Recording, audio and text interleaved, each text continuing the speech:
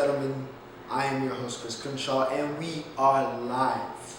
Once again, or should I say, we are back live from the 704 once again for episode 63 of the 815 Exchange. And I really want to talk about the Batman trailer. As always, remember to like, share, and subscribe if you are enjoying the content. And as always, everything you're looking for can be found in the description. So if you're looking for timestamps, you're looking for my social media links, whatever it is, feel free, go to the description. You can fast forward, whatever you need. Whatever you need in the description, I say every week. But without further ado, like I said, there's a lot of things I want to talk about here this week. A lot of stuff happened. So let's not waste any time. Let's go straight to college football. You know how we start this off. Unfortunately, us here at the University of North Carolina at Charlotte, we did not get the chance to go 5-2 this week and go within one win of bowl eligibility for the second time in school history, and the second time in 3 years because we had a bye week. But we will be back Thursday at the crib, so excited about that. But nonetheless, we still have plenty to talk about in the college football world. Wasn't as mad as last week, but we still had some stuff to talk about, and we're going to start off with the new, yes, spoiler alert, the new number 2 team in the country. And finally, a group of 5 team is given a chance to battle with the big boys. This time it's Cincinnati. And it's funny enough, they took on UCF, who we had this big discussion about whether they should have been in the playoff when they were on their huge streak, with Corey Davis, that was Western Michigan. But those UCF teams that went undefeated with, Scott Frost's UCF teams. So it was almost like a fitting, almost passing of the baton here as Cincinnati crushed UCF. They killed them. That offense looked spectacular. Cincinnati in general looked spectacular in this game. They looked like the number 2 team in the country. Jerome Ford had 189 yards rushing with 4 touchdowns. He was running wild all over the UCF Knights defense. It was an impressive performance. It was a very, very impressive performance against a UCF team that still has, even though they're not on the same heights and they were without Dylan Gabriel, they still have some respect. So it was good to see such a dominating 30-point win here for Cincinnati, showing that they're separating themselves from their conference. Michigan State got taken to the wire by a team that seems to be all over the place, but it's just nothing. It's been nothing good. It's been all over the place, but it's all been negative for Indiana this year. But they almost pulled the upset over Michigan State, preventing them from making that jump into the top 10, but weren't able to do it. Michigan State's defense, Mel Tucker, were able to get it done. They were able to get it done. But Indiana, you got to give a shout out. You got to show some respect. They shut down Kenneth Walker, who, along with Bijan Robinson, have been dominating this year as far as running backs go. Only had 84 yards in this game, which kind of sounds crazy, but I think heading into like the third, fourth quarter, you only had like 20-something. So great job on Walker, and then great job on Payne Thorne. He's been one of the best quarterbacks this year. Payne Thorne only had 1 touchdown, I think, passing, threw 2 interceptions. So Indiana, very, very, very impressive performance there, but not enough. Michigan State ekes by Oklahoma State and Texas. Texas riding the wave of, I guess it's technically momentum after one of the games of the year at the Red River rivalry, or the Red River shootout, whatever you want to call it. As long as you don't call it whatever they made the corporate, I think it was the Red River Showdown. But don't call it that. Call it the Triple R or the Red River Shootout. One of those two, that's fine. But Oklahoma State, and I felt like Oklahoma State had an opportunity, who were undefeated, by the way, which was shocking to me, because even I didn't know that heading into this game. But an undefeated Oklahoma State team led by Mike Gundy, of course, headed into this game. I think this was a very, very important game as far as figuring out if they were legitimate or not. Could they hang around?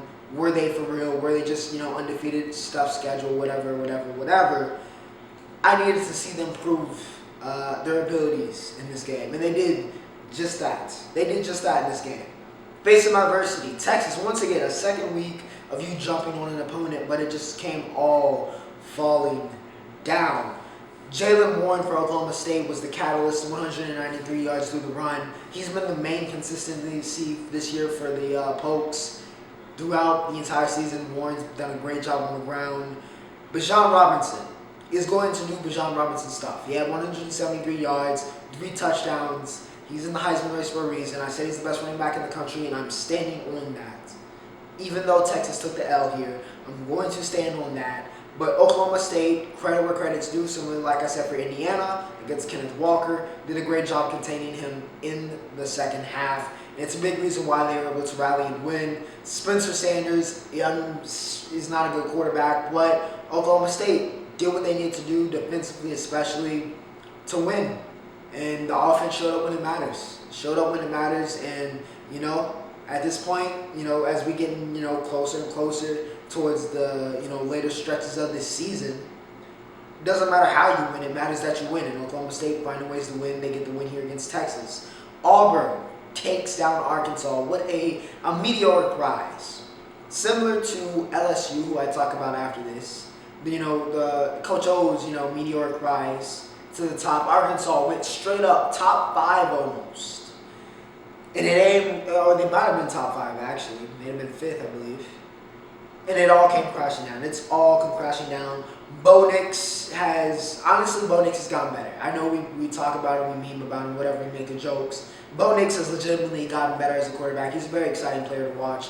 334, 3 touchdowns. He's looking like the prospect he was supposed to be coming out of high school. It was supposed to be for Auburn all these years.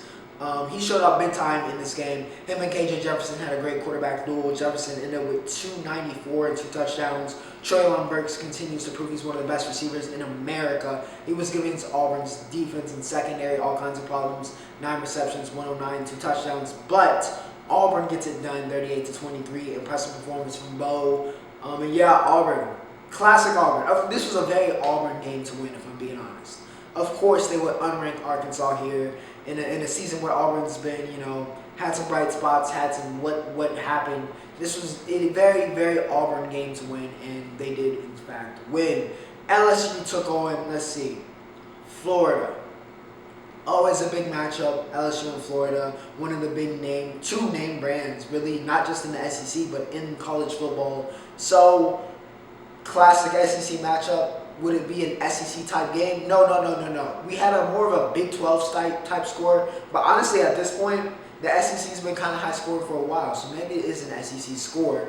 But LSU gets the upset over Florida, 49-42. Coach O saves his job for the rest of the year, even though it was announced after the game that he will be leaving after the season. Like I said, I've been saying the past couple weeks with Coach O, he was speed running. He has sped run his college coaching career with LSU. Came on, interim head coach, did well. Then came on after that, one of the best teams of all time, wins the national championship, and then not even a full season worth of games after that, he's leaving or being forced out, so to speak. Fired respectfully. He has sped run a successful coaching career, but LSU, I'm sure, even though with the struggles of this year and last year, I don't think they would trade that national title for anything. They would absolutely take that every time. Tyron Davis-Price. Let's talk about how bad this game was for Florida before we talk about the good for Florida here. Tyron Davis-Price, TDP, broke the LSU rushing yardage record in this game. LSU has had Leonard Fournette and Darius Geis break this record, even though they wiped Geis after, the stuff that happened. They wiped him from the record books. It took Tyron Davis-Price, who not a bad running back, but not on the level of those two, breaks the rushing yardage record, and that should tell you all you need to know about how this game went for Florida. TDP went off. Max Johnson had 3 touchdowns, all 3 of them to Gerald Jenkins. DeMoyne Clark put on a show, one of the best linebackers in the country this year, leading tackler in the SEC. He had 11 tackles, one of 4 interceptions on the day for LSU. It was a great performance. Nonetheless, just straight up, it was a great performance for LSU. AR-15 needs to be the quarterback going forward. I know he had his struggles in this game, but he still had 4 total touchdowns. That offense started clicking when he came into the game. Emory Jones, not a bad quarterback. We've seen him play well this year, but Richardson, he's the guy. He's the guy. It's a tough situation because Emory waited his turn, and he hasn't played bad at times. But AR-15 just is different. He's just different. He brings something different to the table for his Florida team. Justin Shorter, Penn State transfer, former 5-star recruit. 6 receptions, 113, 2 touchdowns. But yeah, AR-15 needs to be the guy going forward. LSU, a big win. We'll see if this can turn around their season. Of course, they're not going to be in a major bowl or, the playoff. But we'll see if they can, end Coach O's tenure on a good note. UGA and UK, and probably the biggest game of the week. Georgia once again solidifies their number 1 overall ranking as they've faced the toughest schedule, I'd say, of any of the top teams, and they've taken them all down. They take down a ranked and a good, shout out to Mark Stoops, Kentucky team, 30-13. I've talked about Stinson Bennett as he's, I've talked down a little bit on Stinson, but I got to give credit where credit's due. That's what we like to do here on the A15 Exchange. 14 for 20, 250 and 3 touchdowns against Kentucky is excellent. He was excellent in this game. Great ball placement. Brock Bowers continues to prove that he is going to be a first round and probably picked very, very highly in 3 years as a tight end, one of the best tight ends in the country. 5 receptions, 101, 2 touchdowns as a freshman. As a freshman, Bowers has been a matchup problem. And do I really need to talk about Jalen Carter, Jordan Davis, who a lot of people think should be the Heisman frontrunner, and N'Kobe Dean and everybody on this defense on this side? Do I really need to talk about them? Adam Anderson, Nolan Smith? Do I really? I don't. I really don't, right? You know the deal. You know what happens when Georgia comes to town. They come, run up shop. Offense does what they need to do. Defense is just unbelievable, possibly legendary, and they get the win over a very, very good Kentucky team. Purdue, Iowa. Do not play Purdue as the number 2 team in October. Just don't do it. Just don't do it. And Iowa learned the hard way. Petrus, we said he was the weak link. We knew that the offensive side of the ball for Iowa was their weakest point. It showed up here. George Kafalatis, also future top 10 pick probably in this coming draft. He was in the backfield all day. Petrus wasn't a good quarterback. He's just not a good quarterback. 4 picks on the day. Iowa wasn't able to turn the ball over. I talked about last week about their uncanny ability to make turnovers and create these opportunities. Didn't happen. Didn't happen today. Didn't happen yesterday. Wasn't happening this weekend. O'Connell, 30 for 40, 375, 2 touchdowns. David Bell. And I know Iowa fans are going to be so glad to see him go to the draft this year because he has torched Iowa these past 3 years with score lines and stat lines similar to the one he had on Saturday. 11 receptions, 240, 1 touchdown. David Bell, one of the best receivers in America. If you didn't know, now you know. Please stop playing Purdue in November if you're a good team. It's not a recipe for success. Baylor takes down BYU, similar to Arkansas, who rose to the top and now are plummeting. Baylor gets it done. It wasn't Bohannon today, on Saturday. It wasn't Bohannon. It was Abram Smith.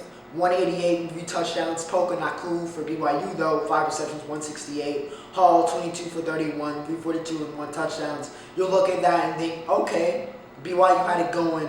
But, once again, couldn't stop Smith. Really just couldn't stop the run in general. Baylor played a great game. Dave Aranda is doing a great job with that program. Baylor gets the win. Oklahoma, Superman. TCU, 52-31. They get it done. Caleb Williams, once again. Spencer Rattler's finished. He's done. Finito. It's over. It's over. You better hit the transfer portal, or you better hope somebody takes a shot on your tools in the draft, because it's done. It's Superman's team now. I said it last week. We all knew it. There was a bunch of stuff in the media, in the press about them shutting down, Lincoln Riley trying to creep his cards to his chest as possible, as close as possible. But we all knew Caleb Williams was getting the start. 361, 5 touchdowns. Kennedy Brooks continues to be one of the better backs in America. 153 and a touchdown for him. Jaden Hazelwood, former number 1 receiver in the country, coming out of high school. And I think the number 3 or number 2 prospect coming out of high school. I think he's in my class as well. 3 touchdowns. He had the hat trick. Max Dugan actually played a good game for TCU. Very high scoring, typical Big 12. 20 for 30, 346, 4 touchdowns for Dugan. But Oklahoma, that offense, they're just different. They look like a top 4 team with Williams at the helm. It's night and day with him and Rattler. With all due respect to Spence, I think your job is gone, my boy. Ole Miss and Tennessee. Lane Kiffin has a homecoming back to good old Rocky Top, and they didn't want to see him. Ole Miss didn't really care. They get the win in a great quarterback duel, which I'm going to talk about. 31-26. Lane gets pelted with everything leaving the stadium. He caught a water bottle through the visor. It was just a whole scene.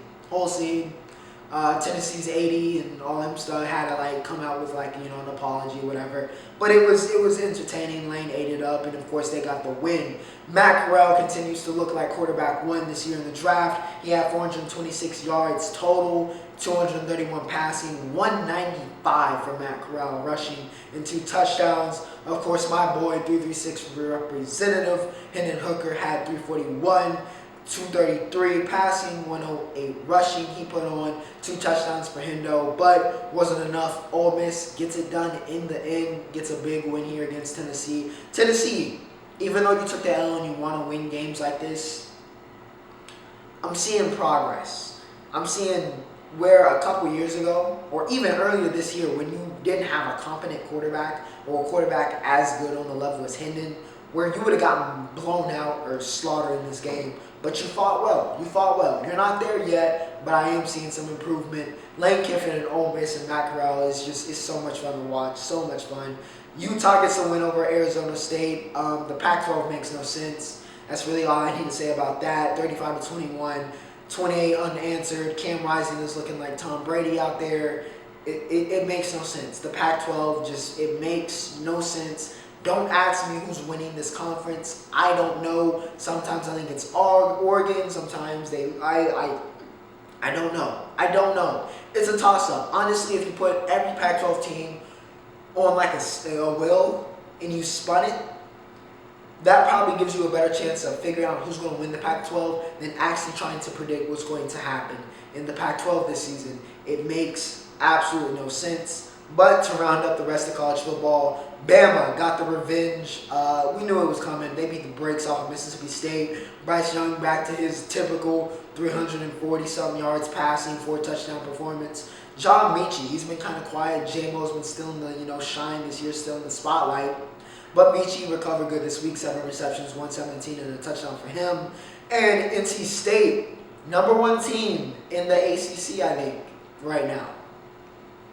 I would say State has got to be the top team in the ACC. Devin Leary, 251, 3 touchdowns for him on the day. And, of course, a big shout-out to 336, a former Diamond Boy, one of my former teammates. Devin Boykin put on in this past game for Boston College, had the picked-up punt, muff for a touchdown. He also had a huge pass breakup. But, yeah, Dev went off. I mean, if you know, not too surprising. The boy's a beast. He's a beast. He's a beast. State got a good win. I said it when they got him. But yeah, State gets a big win. They're surging. I think, 3 in a row right now. Looking like the best team in the ACC. We'll see what happens the rest of the season. Now to head over to entertainment.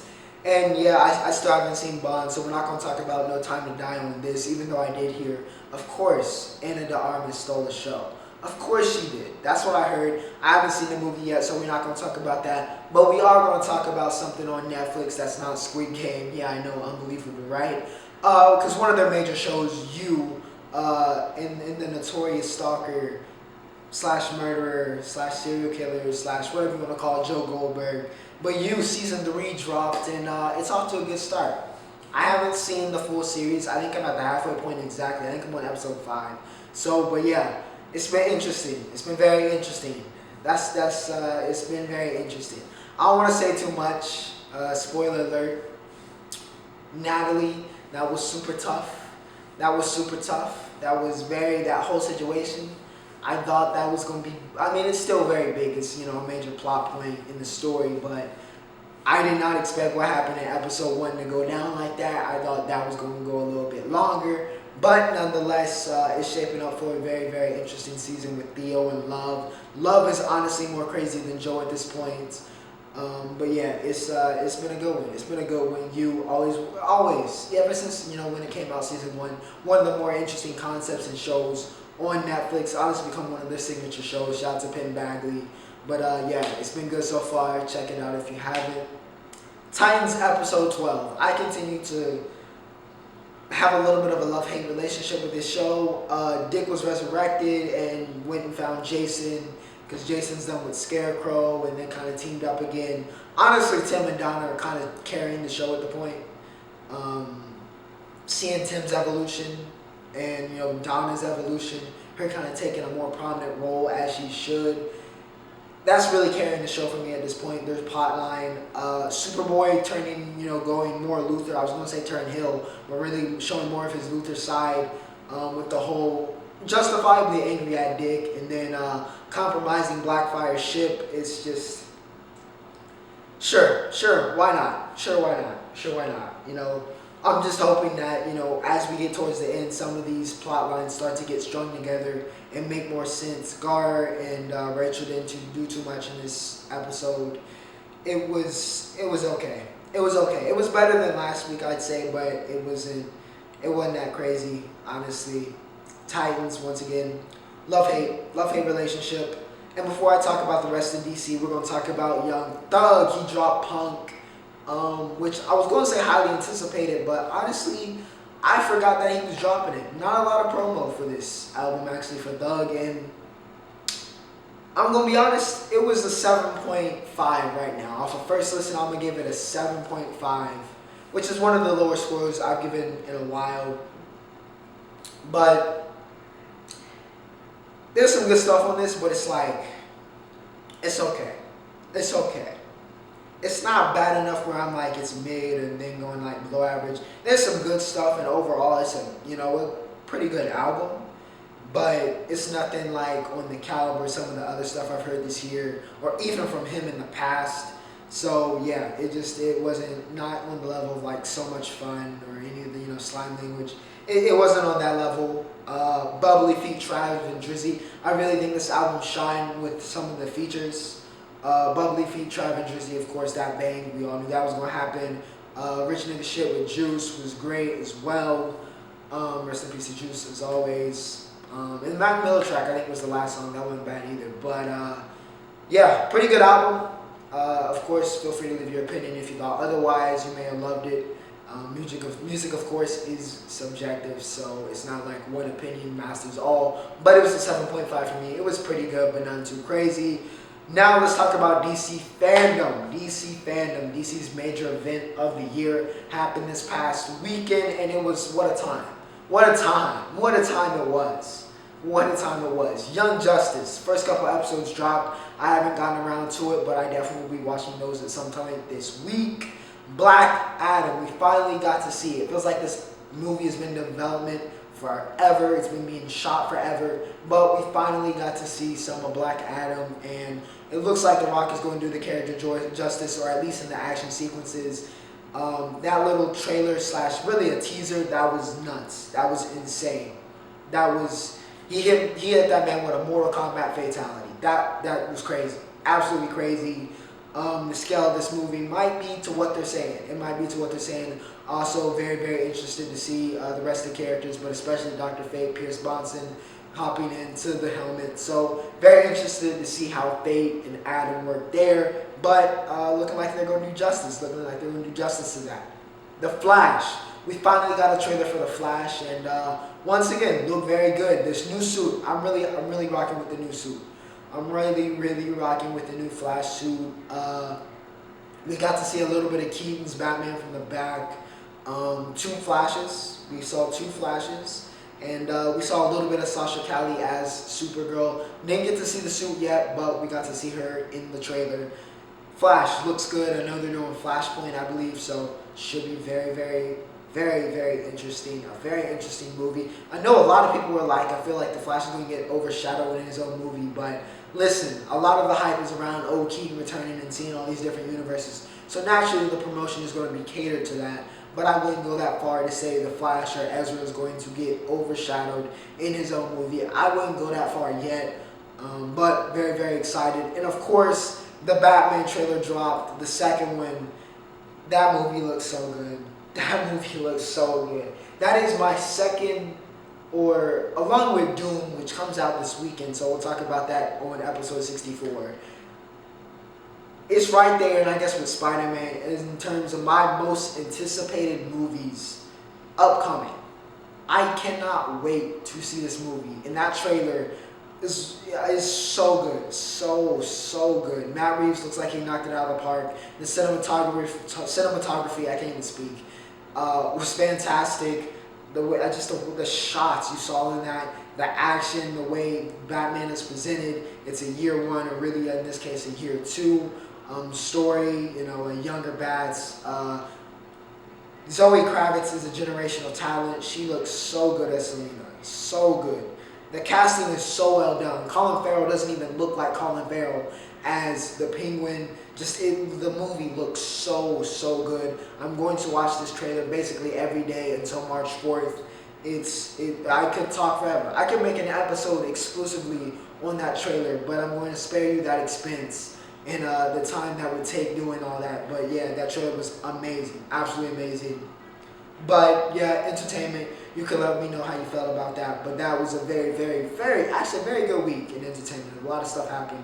And of course, we got due next week, so we'll see you for that. Next on the docket, we got the MLB, and we are now at the ALCS and the NLCS. We're going to kick it off with the ALCS. The Red Sox were able to finesse their way and finagle their way and cheat the system, of course. Yes, I am wearing a Yankees shirt, so I am at full salt right now with how well the Red Sox are doing. It's literally it's the two least favorite teams. Two least favorite teams as a Yankees fan here in the ALCS.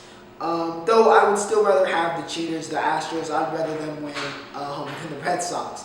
But the Red Sox did take game 2. Kike Hernandez has turned into Ted Williams or Tony Gwynn.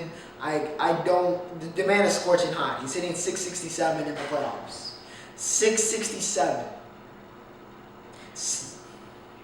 How does this even happen? How do you, dude, he's hitting everything that's thrown at him. But yeah, Hernandez, he's on a tear. Red Sox get a good win, 9-5 in game 2. Offense was producing, and they were causing all kinds of problems. JD Martinez had a homer. Astros, do what you have to do. Do what you have to do. The Red Sox, after that BS call against the Rays, I really don't want to see. I don't want to see either one of these teams really win the World Series, but I'd rather have the Astros. But to be, partial here, good win for the Red Sox. They've looked good. They've got all the momentum in the world. I dare say the hottest team right now in the playoffs is Boston. Series tied up 1-1. Braves and the Dodgers ended late last night because we had a walk-off. And I had the Dodgers probably as the favorites to win the World Series. I've said it before, I'll say it again. That's who I had as the favorites.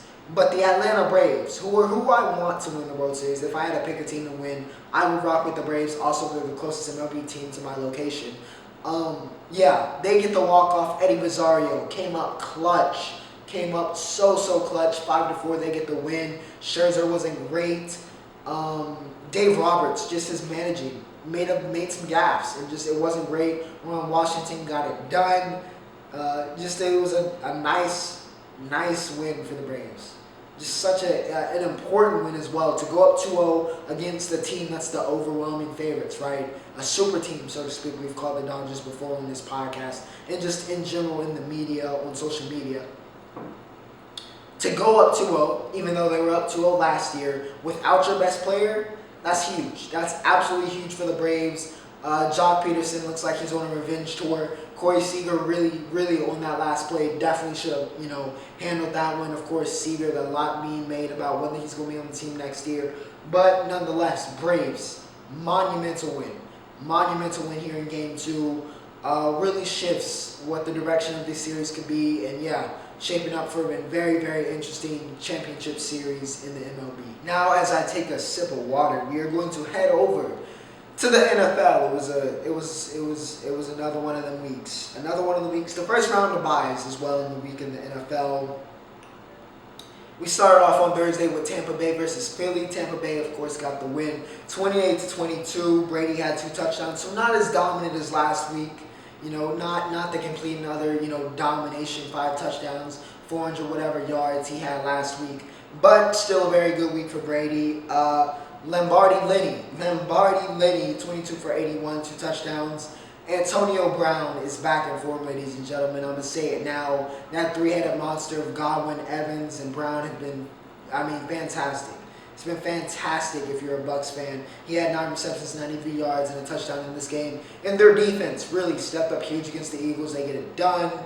The Jaguars and the Dolphins took the trip over to London this week. And ladies and gentlemen, after 20 games and over a year of heartbreak for Jaguars fans, the day has finally come. It has finally come. And thanks to the heroics of kicker Matthew Wright and number 1 overall pick Trevor Lawrence, the Jacksonville Jaguars have finally, for the first time since week 1 of last year, won a football game here in the NFL. They've done it. Game winner against the Dolphins. Trev, 25 for 41, 319, 1 touchdown. The dude continues to get better every single week. Marvin Jones Jr. was fantastic in this game. 7 receptions, 100 yards, and a great touchdown. Mike Gesicki was the man for the Dolphins. 8 receptions, 115. Tua, not bad, but that interception he had and just some of the plays he made down the stretch just were not it. They were not it. 33 for 47, 329, 2 touchdowns and a pick, which isn't a bad stat line, but overall, if the game, watching it, he needed to be better, and he wasn't. But, the Dolphins, honestly, I'm going to say it, the Dolphins are probably the worst team in the league. They're probably the worst team in the league. I don't see, even worse than, like, the Lions or some of the, maybe even, I got to see them play the Jets before, I say which one of those is worse, honestly. It's not like a good, Brian Flores looks like he's going to be a special teams coordinator by the end of the year. It's not good. It's not good for Dolphins, not a good time in Miami. But Jacksonville, a lot of hope. J-Bob having a good game, a lot of good stuff, a lot of hope, a lot of optimism. You get your first win, congratulations. Packers and the Bears. Packers get the win 24-14. Rodgers, in the words of what A-Rod said after he got that touchdown, which I think pulled them ahead to win the game and pretty much put in the bag.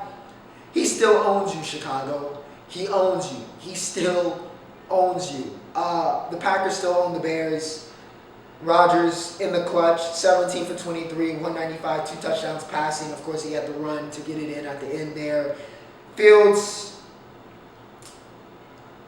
bang average game for him. I'll say a bang average. 16 for 27, 174, touchdown pick. Saw some good stuff, saw some stuff that you should be concerned about, but, that's the life of a rookie quarterback. Khalil Herbert was a steal. 6th-round running back. He was great at Virginia Tech. Herbert, that was a great pickup, a great draft pick. He was great this week. He was great last week, but he was really, really good this week, filling in. Great job for David Montgomery. As a David Montgomery fantasy owner, this makes me a little concerned because it might become, Herbert might get some more touches when Monty comes back. But Packers get the big win. They're 5-1, maybe quietly, but the Packers are, in fact, 5-1, one of the best records in the league, one of the best records in the NFC, only behind the Cards, who are still undefeated. We'll talk about that. Bengals get the win against the Lions. The score got me, by the way. First time there's ever been a 34-11 score produced in an NFL game, as the final score, I should say, at least. First time ever. The Lions, 0-6. 0-6.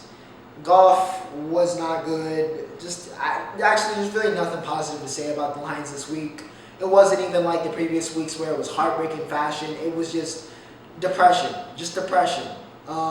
The entire state of Michigan at this point are going to be alcoholics with the way this Lions season is going. It's been a pot of misery, just a giant pot of misery. Joe Burrow and Jamar Chase continue to be that connection has transferred. It has transferred perfectly from college to the NFL. It is transferred perfectly. I know a lot of people were like, y'all should have picked Chase. Y'all should have picked Sewell. Well, in this game, looks like Jamar Chase working out. 4 receptions, 97 yards. I think he's the best deep ball receiver, statistically speaking, in the league this year, which is crazy as a rookie. Mixon had it going. Burrow had 3 touchdowns. Evan McPherson had a couple field goals. Lions, it's just the down bad, down horrendous. The Colts dominate the Texans 31-3. Davis Mills, after a great week past 2 weeks, well, I won't say great, but he's had some good weeks the past 2 weeks. It wasn't going this week, 2 picks. Carson Wentz had one of his, honestly, I dare say his best game of the season. 11 for 20, 22, 23, 2 touchdowns. He just looked good. He was in the flow. Jonathan Taylor got a bit knocked up, but 14 carries, 145, 2 touchdowns for the Wisconsin product. Taylor looked great. He looked great. I think he was a little bit underrated as a running back coming out after what he did in college. I think he should have been viewed and put on a bit higher of a pedestal than he was. But JT gets it done here. They get the win over the Texans. The Rams beat the brakes off of the Giants 38-11. Daniel Jones was awful. god-awful. 3 picks in this game. Matthew Stafford back to form, 22 for 28, 251 and 4 touchdowns. Darrell Henderson has 78 yards and a touchdown. Cooper Kupp continues to be an all-pro level receiver, 9 receptions, 132 touchdowns. The Giants were bad. We're bad. There's a lot of, like, the Dolphins, the Giants, the Lions, there's some teams, the Texans, there are some teams that are just, it looks bad. It just looks bad out there for them. It looks bad. Fair enough that this Rams team looks to be really, really good this year, but the Giants, it was, I don't know how any Giants team or any Giants fan, should I say, made it through that game. It was, the Rams just, it was dominant. It was dominant. The score wasn't as close as it seemed. The Chiefs, I don't know what's wrong with the Chiefs. I mean, they get the win, they're 3-3, but this game was ugly. It was ugly for Mahomes. 32 for 47, 397, 2 touchdowns, and 2 god-awful picks. He's had too many of those. Way too many of those for a player of Mahomes' caliber. He's had way too many of these picks that are like, I don't know if he should be throwing these. And yeah, it's just been an up and down season for the Chiefs. They get it done. You know, came out in that second half, did what they needed to do to win the game. Better defensively, were better offensively, but it's been shaky. It's been very, very shaky. They bounced back and got the win here, but it hasn't been perfect. The Washington football team, nothing to say about y'all, man. Just nothing to say. Just nothing to say. I'm so sorry. I'm just nothing to say. Y'all, it's just, there was hope before the season, but it's gone. It's gone. They all snapped away. And one of the better games of the week, and probably the best game of the week, honestly, the Vikings took on the Panthers. They get it done in overtime here in Charlotte, 34-28. Panthers scored late, got the field goal, then got the touchdown, Robbie Anderson from Sam Darnold. Looked like the Panthers had some hope, but KJ Osborne, the secondary, for all the pickups the Panthers have had in that secondary, you just cannot have something like that happen. A blown coverage. Osborne makes him pay. Kirk makes him pay. He had a great game. 33 for 48, 373, 3 touchdowns. Dalvin Cook, 29 for 140 in his return game and a touchdown. Adam Thielen. Everybody keeps waiting for Thielen to regress, but it just hasn't happened. It hasn't happened, and I don't think it's going to happen not anytime soon, or not this season at least. 11 receptions, 126 and a touchdown for Thielen. They deserve the win. Honestly, they deserve the win. Even when it went to overtime, the Panthers just were able to will their way in, but they didn't play a great game. But the Vikings, they earned this one, and they got a well-deserved win in Charlotte on the road. Ravens get it done against the Chargers, 34-6. Ravens are 5-1, man. The Ravens are 5-1. And to win against this Chargers team, who a lot of people are very, very high on, to get that win 34-6, Lamar, not his finest day passing, not his finest day through the air, but for that defense to step up the way that they did in this game, it wasn't Lamar, it wasn't the offense, it wasn't Mandrews, it wasn't Hollywood that saved him in this game. It was a defensively dominant game. Shows that the Ravens there needs to be some respect put on their name. Put some respect. It's time to give the Ravens flowers. I said it last week, but I'm saying it especially this week. 34-6 over a 4-2 team now. Put some respect on the Ravens' name. They're finding ways to win. This is a good team. And honestly, possibly a contender. At this stage in the game, they need to be taken seriously as a contender. Very, very good win for them here. And yeah, their defense, just a great job. Justin Tucker had that missed field goal early in the game, but rebounded well. The Ravens, great job, great win. Cardinals. They're for real. They're for real. The Cardinals are real. They're very, very real. I don't know how they can't be any realer. It's no myth. I thought the Browns were going to win this game. I actually picked the Browns to win this game in the pool, and I feel so stupid after watching this game. Kyler Murray is a legitimate MVP candidate, if you didn't know already. 20 for 30, 229, 4 touchdowns through the air for Kyler. He also didn't do too much on the ground, had too many sacks, negated. He didn't have had that rushing touchdown taken back, but he did most of his damage through the air as he done this year with that insane receiving corps. A.J. Green had a touchdown. James Conner wasn't bad running the ball. That offense looks like a fine-tuned machine. And they did this without Kingsbury, who was out with COVID. Chandler Jones also out for this game and still dominated the Browns. From start to finish, this was the Cardinals game. It was a statement game. This was a statement game for the Cardinals, a statement game for Kyler. The Cardinals if there's a power ranking, they got to be number one. They have to be number one, the only undefeated team left, and they've looked great. They have looked great this season. The defense showing up. J.J. Watt looks like the old J.J. Watt. It's been a great time. If you're a Cardinals fan, what a time to be alive. For the Browns, I will say DPJ had a great game, 4 receptions, 101, 2 touchdowns. Looked like the guy he was supposed to be coming out of high school. Wasn't always that guy at Michigan, but he was that guy in this game. But nonetheless, Arizona gets it done. They still undefeated.